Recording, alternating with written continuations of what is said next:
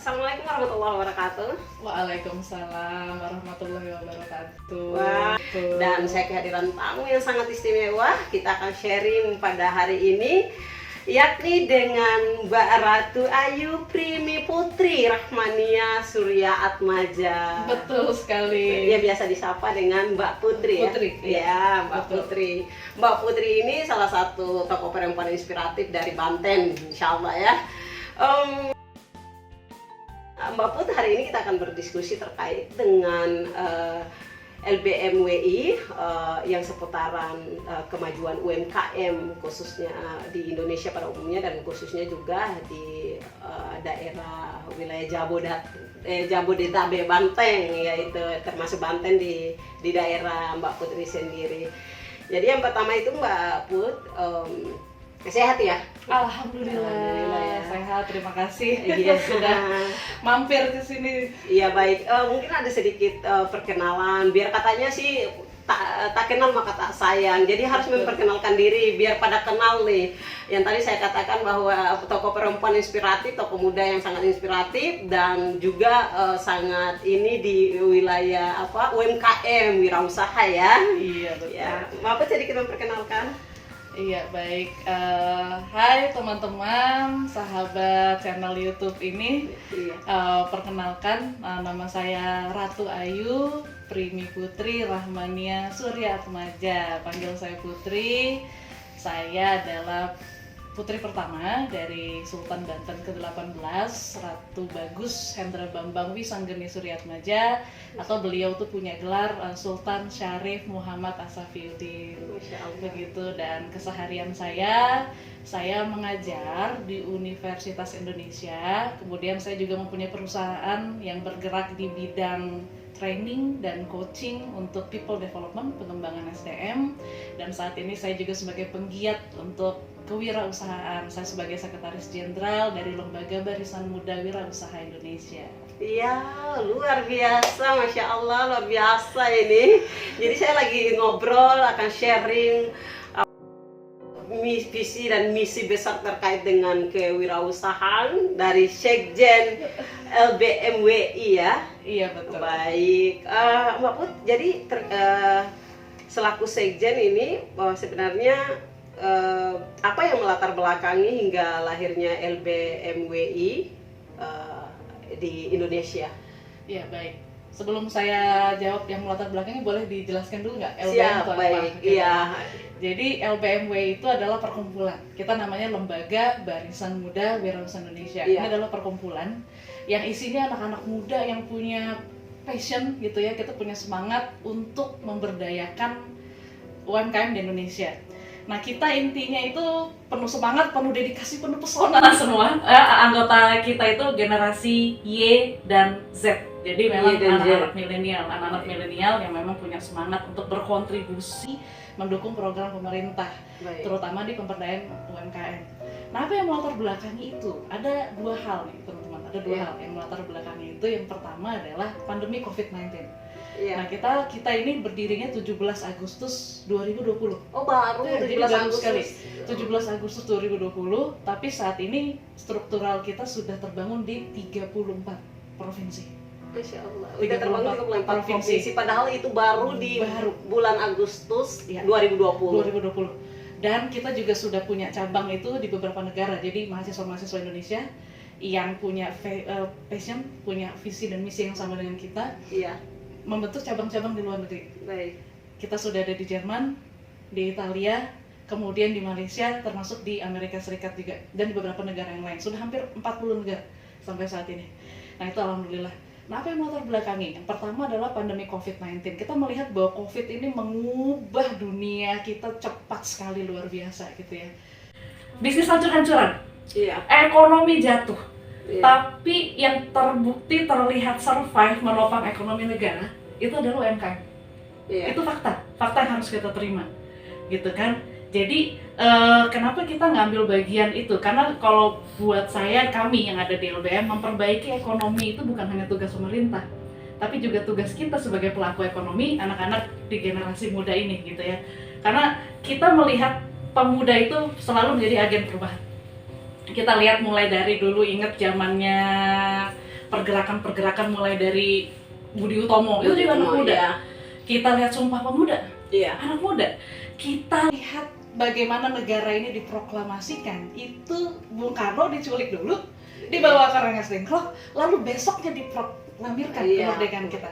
Jadi anak muda itu agent of change. Bahkan saat ini kami percaya bukan hanya agent of change, tapi juga agent of development. Iya. Nah, passion kami itu yang pada akhirnya membentuk kami melahirkan LBM, pandemi COVID-19, dan kami sebagai anak muda ingin menjadi faktor yang mendorong perbaikan ekonomi negara. Itu yang pertama. Lalu yang kedua, bonus demografi Indonesia, Mbak Ici. Iya. Kita nih, ini lagi tren kan? Isunya lagi tren, bonus Iya, demografi betul. Indonesia.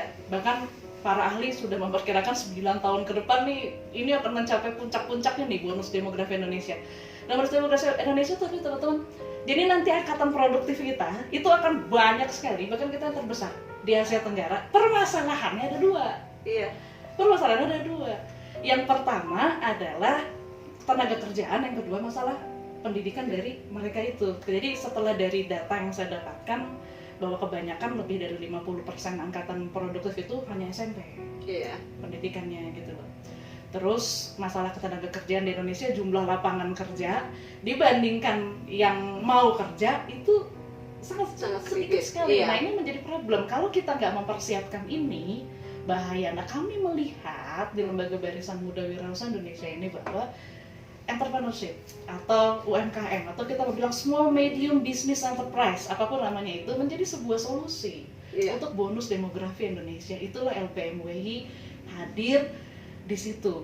Kami mengambil bagian lah, berkontribusi untuk bangsa ini memajukan Indonesia melalui UMKM dan ekonomi kreatif. Jadi kami nggak hanya main di UMKM, karena kan kami anak muda kan dekat dengan digital marketing, kita dekat dengan teknologi, gitu ya. Jadi sayang banget kalau hanya UMKM. Bahkan ke depan ini LBM lagi membangun sebuah platform digital, di mana nanti para pelaku UMKM itu bisa kita berkomunitas dan menjual produk mereka lewat platform digital itu. Mereka bisa go nasional, jadi yang nanti produk di NTB bisa jual ke Aceh, di mana, jadi bisa saling bertukar. Bahkan dengan ada cabang-cabang kita di luar negeri, kita bisa memperkenalkan produk-produk kita keluar. Wow, bisa mengekspor itu keluar. Itu adalah mimpi besar kami gitu ya. Kami punya sebuah visi yang besar, punya mimpi besar bahwa kita ingin menjadi sebuah perkumpulan terbesar tingkat nasional maupun global yang mendorong membangun bangsa ini melalui itu UMKM dan ekonomi kreatif. Ya. Baik.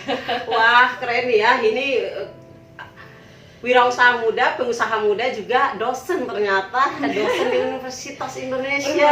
Masya Allah, luar biasa. Dan memang pada kenyataannya Mbak Put, kita lihat dengan adanya pandemi ini ya menggoncang ekonomi global.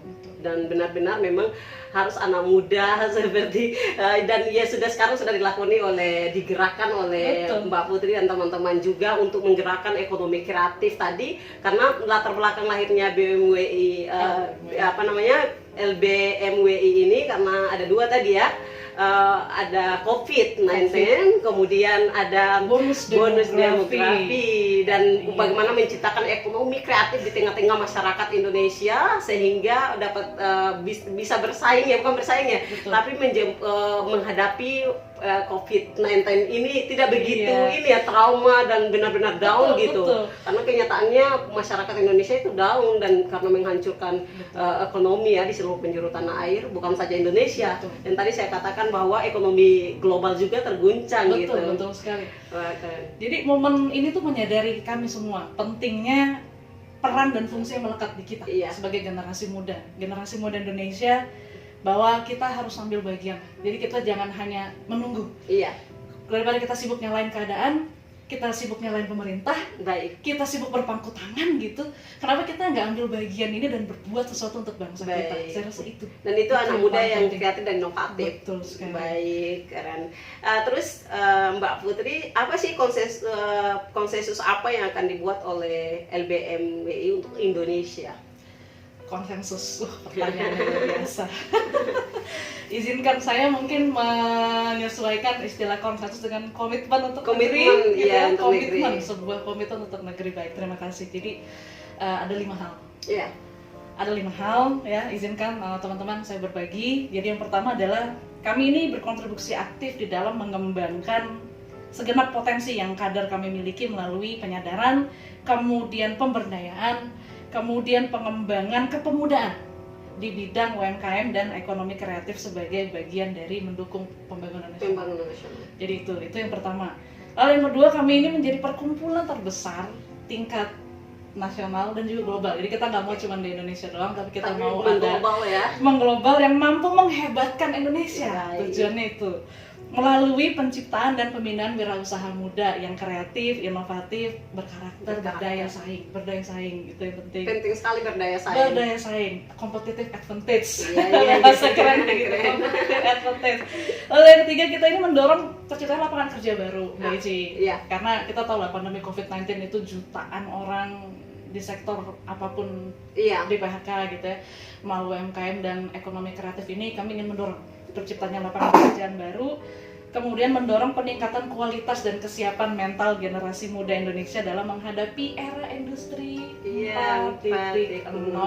Bahkan Jepang udah 5.0 katanya. Iya, itu. Iya. Kita masih membahas tentang kita masih 4 gitu. Dan itu masih dalam bahasan 4.0. Betul, tapi nggak apa-apa, kita mempersiapkan anak-anak muda Indonesia ya, mereka melek teknologi dan sebagainya. Lalu yang kelima adalah mendorong sinergi antara LBMWI dengan pemerintah pusat, dengan pemerintah daerah gitu ya. Gimana sih kita bisa membangun sebuah kemitraan yang strategis. Jadi itu 5 hal itu tuh komitmen LBM. Wah, untuk komitmennya negeri biasa untuk negeri ya. Jadi untuk tadinya negeri. kalau konsensus pertanyaan saya ini kalau Mbak Putri lebih mengarah pada bagaimana komitmen. Iya, komitmennya. Boleh lah, saya izinkan saya konsensus itu kita sesuaikan komitmen untuk negeri. Kita ingin ke situ arahnya. Baik. Itu mimpi besar kami. Terus langkah-langkah konkret apa sih yang akan dilakukan oleh LBMWI dalam memajukan UMKM di Indonesia? Baik, jadi program yang kami susun tuh ada 6 langkah. Jadi yang pertama mulai dari kita mendata dulu teman-teman UMKM di Indonesia ini apa sih yang sudah mereka lakukan, apa problem-problem yang mereka alami, apa yang bisa kami bantu. Jadi intinya kami ingin sekali membantu meningkatkan UMKM di Indonesia. Jadi mulai dari pendataan itu yang pertama. Lalu yang kedua, kita masuk ke program pelatihan. LBM ini mengadakan program pelatihan mulai dari entrepreneurial mindset sampai mereka menghasilkan prototype produk mereka, sampai bagaimana mereka bisa menjual produk mereka. Nah, jadi teman-teman nggak perlu khawatir nih, kan banyak orang bertanya, kalau mau masuk jadi anggota LBMWI harus punya bisnis dulu nggak sih gitu? Nggak usah, nggak apa-apa. Anda nggak apa-apa, yang penting udah ada niatnya dulu. Jadi udah ada niat dulu, masuk, nanti kita bina gitu ya. Jadi mulai dari kita data, kita latih, kemudian setelah pelatihan tuh ada proses pendampingan. Karena kebanyakan kenapa nggak jalan setelah kami amati gitu ya, kami lihat kalau cuma sekedar dilatih, oke, bikin packaging yang bagus, jebret, selesai, mereka nggak. Jadi perlu ada pendampingan, ada coaching, proses coaching gitu ya.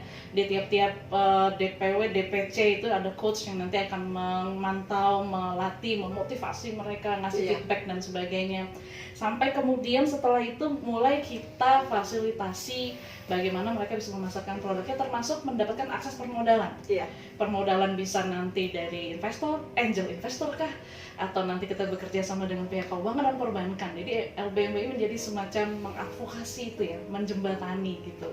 Itu tadi udah berapa tuh? Tadi apa tuh? Saya boleh diulang nggak? Tadi pendataan, pelatihan, kemudian kita ada pendampingan, perizinan dan permodalan. Jadi perizinan kebanyakan UMKM itu mereka masih buta soal perizinan, mendaftarkan usaha mereka gitu, termasuk branding mereknya dan sebagainya. Nah itu kita bisa untuk fasilitasi. Jadi perizinan dan permodalan. Lalu yang kelima pemasaran. Lalu yang keenam adalah melatih teman-teman juga untuk mulai belajar nih aware dengan laporan keuangan. Karena UMKM itu mereka kadang-kadang sering ya udah saya punya modal segini, pokoknya saya produksi segini, nanti berapa untungnya segitu. Yang dipikirkan hanya jangka pendek. Nah kita bagaimana mereka juga bisa punya perencanaan keuangan yang matang. Di samping nanti semua 6 hal ini kita dampingi dengan teknologi. Jadi memang sekarang mau nggak mau kita harus melek teknologi. Kita cara-cara konvensional itu sudah mulai pelan-pelan harus beralih gitu. Itu yang kami lakukan dan ini sudah kami kerjakan gitu ya. Dan kemarin kita ada expo juga Taman Mini, acara kita lihat produknya teman-teman tuh luar biasa kreatif ya. Luar biasa. Jadi Mbak Put, kalau misalkan tadi mungkin di Jakarta ya, bahwa LBMWI ini kan udah terbentuk di 34 provinsi. Nah, kalau 34 provinsi apa langkah-langkah konkret tadi udah diimplementasikan untuk semua provinsi atau kamu cuma sekedar di ibu kota nih? Apa namanya panduannya dari kami di DPP. Panduannya dari Panduannya DPP. kami DPP, Ya. lalu kami turunkan ke DPW, Baik. DPW bekerja ke DPC DPC gitu ya, sampai itu. Jadi memang itu sudah sangat Terstruktur ya. dan sistematis. Baik. Dan saya juga senang sekali ternyata sambutannya teman-teman di lapangan tuh luar biasa. Sambutannya luar biasa. Sambutannya luar biasa gitu. Ya mungkin karena passion kita sama, visi misi kita sama. Ayo kenapa kita nggak berkumpul? Iya. Karena kita nggak bisa melakukan ini sendirian, Mbak Ici. Iya, dan maupun kalau kita lihat itu kenyataannya banyak keinginan anak-anak muda itu untuk terjun pada dunia wirausaha, tapi mereka itu mau maju mundur gitu ya, nggak berani, nggak ada keberanian, mungkin nggak ada wadah. Tapi kalau sudah ada wadah ini, insya Allah akan memotivasi mereka untuk terjun pada dunia wirausaha. Kami dapat data loh, anak-anak generasi Z terutama di Netter ya, saat ini Netter, mereka tuh nggak tertarik sebenarnya untuk bekerja di kantor. Iya. Itu data yang saya dapat itu. Nah, cuman kan ada teman-teman nggak tahu how to start. Ketika saya mau memulai sebuah bisnis, apa yang harus saya lakukan? Dan dengan ada komunitas ini kami ingin melahirkan entrepreneur baru. Kalau bisa setiap kota, kabupaten, setiap bulan tuh harus lahir entrepreneur baru gitu. Ya nggak usah banyak lah. Misalkan satu desa bisa melahirkan entrepreneur 10 lah setiap bulan. Perkalikan berapa percepatannya di Indonesia ada berapa gitu. Jadi kami mendorong, ayo teman-teman, kita mau hadapin bonus demografi Indonesia. Anda kalau nggak keren-keren banget, kalau nggak hebat-hebat banget, kita akan kalah bersaing. Bayangin kita sama Singapura aja, jumlah entrepreneur kita banyak kan di Singapura dibandingkan. Iya, dibandingkan Indonesia. Kecil loh. Iya, tapi ternyata entrepreneur di Singapura lebih besar dan berkembang dibandingkan Indonesia. Jadi saya sebagai anak Indonesia saya mau kalah dong. Iya, tentunya ya. Saya harus gimana caranya? Nah, perkumpulan ini hadir untuk ayo teman-teman. Ayo kita bangun, menjadi solusi gitu. Menjadi solusi. Ayo kita bangun semangat wirausaha kita, ayo kita menjadi solusi. Daripada kita ngeluh, daripada kita nunggu, kenapa kita nggak berbuat sesuatu untuk bangsa? Iya, ini anak muda harapan bangsa ya. Jadi harus lahir sebagai anak muda, kita harus lahir sebagai untuk memberikan solusi. Jangan selalu mengeluh gitu, dikit-dikit menyalahkan pemerintah gitu kan. Sementara kita nggak ada gerakan gitu. Kita harus butuh bukti konkret dengan gerakan-gerakan yang sangat konkret gitu. Iya, langsung pengangguran, lapangan kerja sedikit, saya mau kerja di mana? Ada kewirausahaan loh. Iya. Ada banyak 1001 peluang, ayo kita sama-sama. Kan kalau sendirian kita lemah kan, kita bersatu jadi perkumpulan, kita saling menguatkan. Itu konsep LPM. Baik, terima kasih Mbak Sekjen. Sekjen Lembaga Barisan Muda Wirausaha Indonesia, keren kan? Jadi ini Mbak Putri, kalau kita lihat juga sebenarnya bahwa kalau kita untuk membangun wirausaha, meningkatkan ekonomi di daerah maupun Indonesia secara kolektif, itu kita tidak bisa terlepas juga dari dunia politik ini. Karena politik juga sangat menunjang terkait dengan ekonomi kita, dengan peningkatan ekonomi. Kita mau berbuat untuk meningkatkan ekonomi kita ya harus ada gerakan-gerakan politik gitu. Mungkin kita juga harus terlibat dalam sistem politik itu sendiri, Mbak Putri. Jadi saya dengar-dengar nih ada bocoran. Bocoran apa nih? Saya dengar-dengar ada bocoran katanya Mbak Sekjen mau insya Allah mau maju sebagai anggota DPR RI. Masya Allah, ini siapa yang bocorin? Ada deh, saya dengar-dengar. Siapa sih nggak kenal Mbak Putri? Aduh, iya. Baik sih. Iya, betul. Iya, insya Allah. Kalau Allah menghendaki dan rakyat Indonesia dan khususnya dapil saya di Banten merestui, insya Allah akan maju sebagai anggota DPR RI. Amin. Semoga Allah mengijabah ya. Amin ya Allah. Dan langkah dimudahkan dalam perjuangan. Amin. Karena tadi sekali lagi saya katakan bahwa ekonomi ini bukan saja karena ada gerakan di wirausaha, tapi terlibat dalam dunia politik untuk meningkatkan wirausaha di Indonesia dan ekonomi Indonesia adalah dengan cara terlibat di politik. Betul sekali. Iya, apalagi terlibat kita itu langsung ke kursi Senayan, itu justru menyambung aspirasi masyarakat lebih konkret. Iya. Gitu. Jadi insya Allah dimudahkan ya. Itu dia. Karena saya tahu kalau saya cuma dari luar akan sulit. Baik. Disuruh. Jadi saya harus masuk Masuk ke ke dalam dalam sistem. sistem. Dan memang DPR itu kan adalah menjembatani ya, menjadi menampung aspirasi, kemudian kita menyalurkan aspirasi gitu. Segala fungsi pengawasan juga terhadap pemerintahan. Baik. Dan legislasi juga kan, bagaimana Iya. kebijakan-kebijakan itu kita lahirkan gitu. Jadi ya itu panggilan hati saya. Panggilan hati ya. Panggilan hati saya, betul. Untuk menjawab dan menjembatani masyarakat, Betul. aspirasi dari masyarakat Banten Betul, khususnya. betul. Banten khususnya. Khususnya. Mbak Putri, saya jadi teringat ya, katanya bahwa ketika kita mau merubah suatu sistem, maka kita harus ada di dalam sistem itu. Jika kita mau berbuat sesuatu, maka kita juga harus ada dalam suatu sistem. Betul. Gitu ya, Mbak Putri. Jadi insya Allah ketika diijabah menjadi anggota DPR RI, insya Allah amin. Itu apa sih sebuah konsep yang ditawarkan untuk sebagai untuk mensejahterakan masyarakat yang ada di Banten? Baik, terima kasih pertanyaannya. Nah, ketika masyarakat Banten memilih saya gitu ya, insya Allah amin ya Allah. Amin. Ya. Tentunya mereka punya 1001 harapan, punya 1001 obsesi yang harus saya wujudkan, saya melalui mengimplementasikan program kerja. Iya. Nah, apa yang saya persiapkan saat ini khususnya untuk masyarakat Banten di dapil saya? Memang ini kecintaan saya terhadap Banten karena orang tua saya berasal dari sana, nenek moyang saya dari sana, dan pemimpin di sana gitu ya. Ayah saya juga pemimpin di sana. Saya merasa terpanggil untuk berbuat sesuatu gitu. Nah, apa yang akan saya lakukan? Jadi saya mengambil tagline tuh ini, saya menawarkan sebuah konsep mengenai Bantenku Makmur ya, tentang kemakmuran di Banten.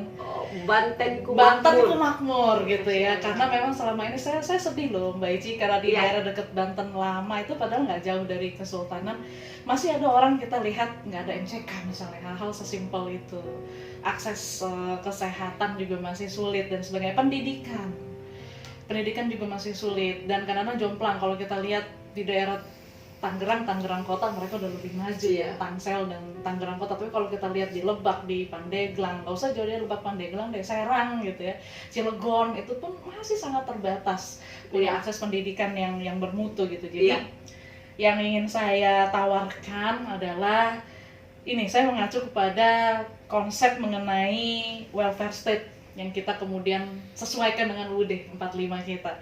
Yang pertama adalah mengenai sistem jaminan sosial. Jadi ini sebagai sebuah tulang punggung dari program kesejahteraan itu sendiri, di mana fokusnya adalah pada kesehatan dan pendidikan. Nah, kenapa kesehatan? Kalau masyarakatnya sehat, mereka bisa berbuat apapun, termasuk ekonomi kreatif jalan, UMKM jalan, mereka bisa bekerja, mereka cari uang kalau mereka sehat. Nah, ya, saya nggak mau berbanyak janji, tapi saya memang punya sebuah mimpi besar yang insya Allah akan saya realisasikan. Yang pertama adalah di setiap desa, di dapil saya mau ada semacam rumah sehat begitu. Rumah sehat itu yang akan juga punya 1 ambulan setiap rumah sehat minimal. Jadi kalau ada masyarakat yang sakit, bisa kita fasilitasi. Kita bisa mengurangi angka kematian ibu melahirkan. Itu masih tinggi loh di Indonesia, angka kematian ibu melahirkan, termasuk di daerah-daerah. Itu kita fasilitasi. Yang kedua, pendidikan. Banten ini memang fokusnya ke pendidikan religius Islami. Pesantren banyak di sana, banyak luar biasa. Tapi saya punya greget tertentu, saya pengen kita membuat pesantren di sana adalah lulusan-lulusannya bisa menjawab tantangan perubahan zaman. Jadi nggak hanya sekedar kita belajar agama, tapi di situ juga bagaimana kita bentuk mereka punya leadership. Mereka bentuk dengan kurikulum yang entrepreneurship-nya terbangun. Mereka mandiri, mereka berdaya saing gitu loh. Jadi kurikulumnya nanti di pendidikannya sampai hal-hal sedetail itu juga akan kita upgrade sehingga kita punya masyarakat yang menjawab tuntutan perkembangan zaman. Itu. Kemudian yang kedua adalah pemerataan ekonomi juga. Karena di Banten timpang kan kalau kita lihat tuh. Coba pernah main nggak ke daerah-daerah Pandeglang, ke Lebak, ke daerah-daerah yang itu masih ke Banten masih yang luar biasa lah. Jadi kita perlu pemerataan ekonomi. Kemudian yang ketiga adalah reformasi birokrasi. Reformasi birokrasi karena saya belajar banyak juga dari teman-teman di DKI gitu, melihat luar biasa sekali reformasi birokrasi di sini sudah berjalan, di sana masih banyak yang harus diimprove. Ya supaya kita pelayanannya lebih ini ke masyarakat kita. Lalu pengelolaan sumber daya alam. Banten itu ada satu fenomena yang lucu saya lihat, kita tuh sebenarnya penghasil gula aren. Oh, penghasil gula aren. Iya, tapi lucunya adalah gula aren diproduksi di sana, dikirim dulu ke daerah lain, di daerah lain di label, di merek, dibalikin lagi ke kita. Iya, betul. Makanya sampai sekarang saya baru tahu kalau gula aren saya, itu dari Banten. itu saya sampai, nah nggak tahu kan? Baru tahu.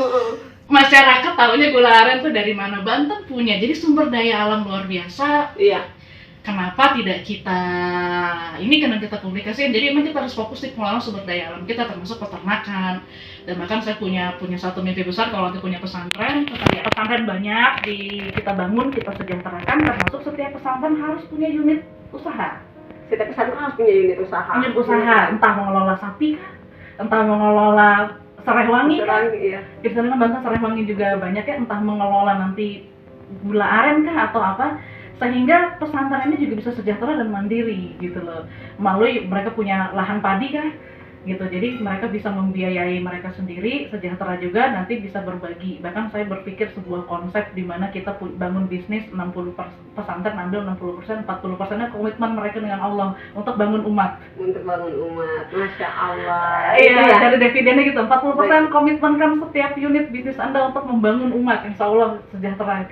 Masyarakat Banten luar biasa. Jadi itulah insya Allah niatan ketika nanti diijabah ya, menjadi anggota DPR RI, menjadi penyambung daripada aspirasi masyarakat Banten. Dan kami berharap masyarakat Banten bisa melihat nih tokoh muda inspiratif, apalagi perempuan. Jarang juga kita ini kadang minder juga kalau perempuan. Banten itu memang patriarki luar biasa. Oh, jadi laki-laki banget gitu. Di sana itu perempuan memang kurang diberi kesempatan, tapi bukan berarti tidak bisa. Makanya saya ingin mengajak perempuan Banten dimanapun Anda berada untuk menjadi perempuan inspiratif, karena perempuan itu tuh penggerak perubahan juga. Kita lihat perempuan-perempuan hebat tuh.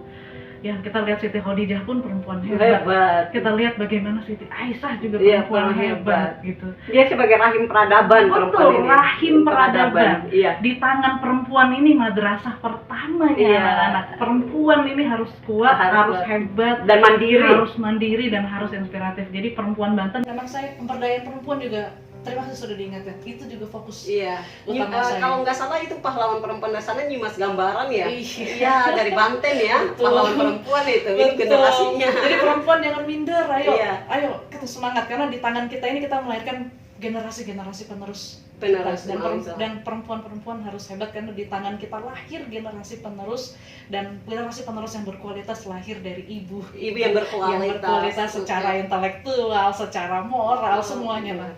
Itu keren nih.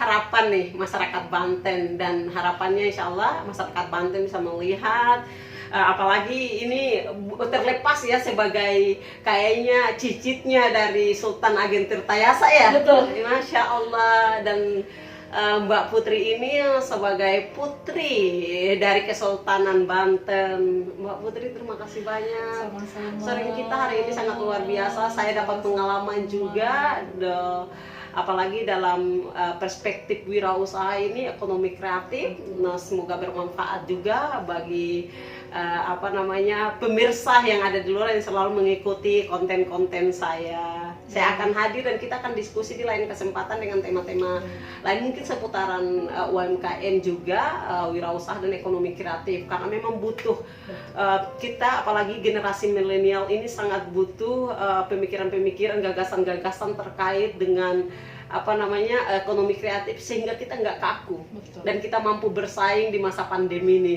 Karena tadi sekali lagi bahwa dengan kehadiran pandemi ini sangat mengguncang ekonomi global. Dan Indonesia benar-benar merasakan dampaknya. Terjadi PHK di mana-mana ya, Mbak Putri. Ada pesan terakhir sebelum kita menutupi perbincangan kita pada kesempatan kali ini? Pesan saya untuk anak-anak muda di seluruh Indonesia, tidak menunggu tapi berbuat. Itu aja. Tidak menunggu tapi berbuat sesuatu untuk perubahan, karena perubahan itu harus diciptakan, bukan ditunggu. Iya. Tadi ya, bahwa perubahan itu harus diciptakan, bukan ditunggu. Iya, Ya, terima kasih. Itu kata Tuhan dalam Al-Quran bahwa manusia itu berikhtiar, baru ada takdir diberikan oleh Betul. Tuhan gitu. Jadi Tuhan akan memudahkan dan memberikan Iya. garis tanggung sesuai dengan yang kita ikhtiarkan ya. Betul, Mbak tidak Putri, ada ya. kan, Allah pun berfirman kan, tidak akan saya merubah nasib suatu Suatu kaum kaum. kalau bukan kaum itu sendiri yang akan merubahnya. merubahnya. Jadi perubahan itu memang harus Kejar, diupayakan, ya. diciptakan, apalagi kita anak-anak muda memang adalah generasi agent of change dan agent development. Tetap semangat buat semua anak-anak muda di seluruh Indonesia, dan terima kasih untuk channel YouTube ini, sukses selalu. Terima kasih. Assalamualaikum warahmatullahi wabarakatuh. Waalaikumsalam warahmatullahi wabarakatuh.